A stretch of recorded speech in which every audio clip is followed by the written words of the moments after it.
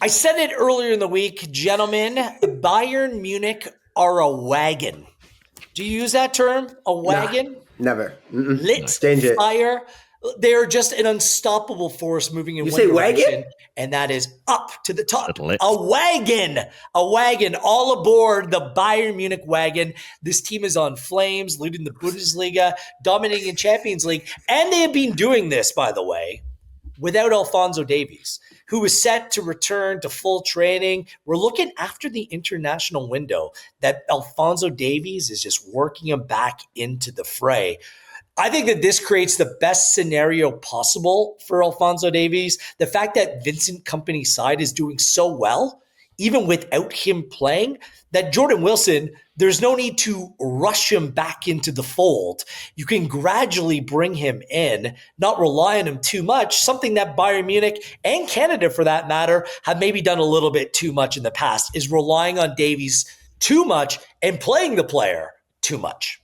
I mentioned when he got injured, I was looking at the silver lining. I said, this is a perfect time. You hate when anyone gets injured, so I'll start off by saying that. But this is the perfect time for him to reinvent himself and to work on the frailties in his body, all the hamstring injuries, all of that. Sometimes when things you're forced to stop, you're able to go and to rebuild.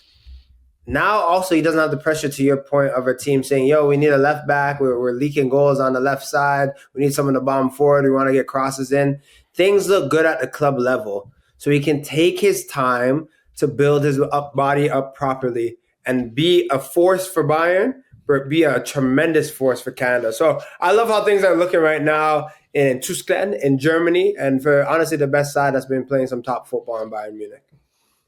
Yeah, beyond just the kind of physical stuff, I don't think since they won the Champions League, I've felt better about how ALPHONSO DAVIES is doing at Bayern Munich. Like, I think he's just in a great spot right now, playing or going to come back and play for an exceptional team that's won every game they've played in every competition this season, and just beating PSG. And he has a manager who rates him and who knows, I think, that this is going to be a player who is going to make this team even better. And those fullback positions, as well as they've been doing, there's no player like ALPHONSO DAVIES, right back or left back, I don't think, in this Bayern sides. So he's going to come back in if he's fully fit, and the ALPHONSO DAVIES that we know he can be. I think he elevates this team even further and is in a fantastic position to get back into his best form before the World Cup.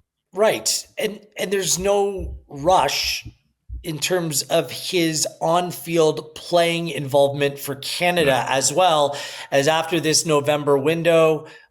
In March, as long as everything goes to plan, he will be back on the field.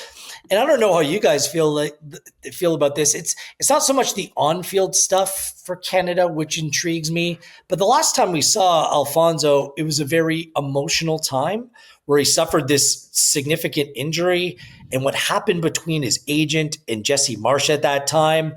And the fact that things have been very quiet since. Jesse Marsch in a press conference opened things up for ALPHONSO to play a greater role, and perhaps there has been some communication behind the scenes. That isn't clear, but what we do know is the only one time that we've seen Davies link up with Canada was for the first game of the Gold Cup in Vancouver. So, Oliver, what should we be tracking, or what maybe interests you in terms of ALPHONSO Davies' amalgamation back into the Canada setup? Well, I do think the on-field is huge, as much as we've had that conversation about his position over and over and over again, so I won't go too much into it here. I think it's a massive decision for Jesse Marsch. Like we've been talking about this team not taking their chances, not creating enough chances, just not having enough attacking impetus in certain games in general. And the temptation for me to play ALPHONSO DAVIES higher up the pitch has never been greater as a result of that, particularly because of the options they've got at left back.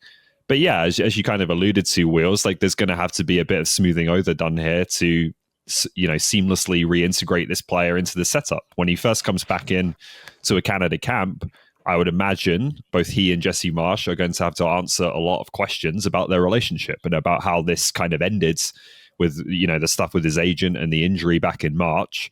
And where things stand on that front right now. So kind of how they deal with that, what mindset ALPHONSO's in terms of, what approach he wants to take to that, to being the captain of this team 3 months out from a World Cup, which it will be in March. I think that's going to kind of define whether this is a story or not, but it has the potential to be one just because of how it ended when he got injured. It is a story. And like for me, when you have any form of contention, any type of disagreement, you have to nip it in the bud.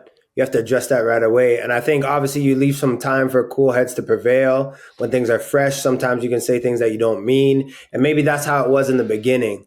But now for me is that time to make sure that Alphonso Davies and his camp and Jesse Marsh as well, this is the time to do it, where he's not in camp, and whether that's a coffee date in Munich, whatever it is, to get on the same page, because we're not there. We don't travel. We're not reporting the team, but we can just pick up on little bits that we see. And it seems to me that the vibes are right within the camp, right? You take someone that naturally is a bit above a certain level or has a little bit of prestige, and Alphonso Davies coming in with the situation that he had when he got injured, it could just change things and make it cancerous and make it a cantankerous environment. You don't want that. So Jesse Marsh, Alphonso Davies, and the team, they need to sort this out now, because it could be something small, Wheels and Ollie, but because it's not addressed, it can metastasize into something much bigger. And you do not want that heat when you're about to co-host the World Cup. It needs to be dealt with right away. Even if it's just a glimmer of something, it has to be dealt with in these months.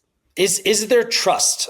This gets more complicated because he is the team captain, right? Like, look, Alphonso Davies on the field makes Canada a better team. He is a special, special talent. This is a huge World Cup for Alphonso Davies himself as a person, as a player.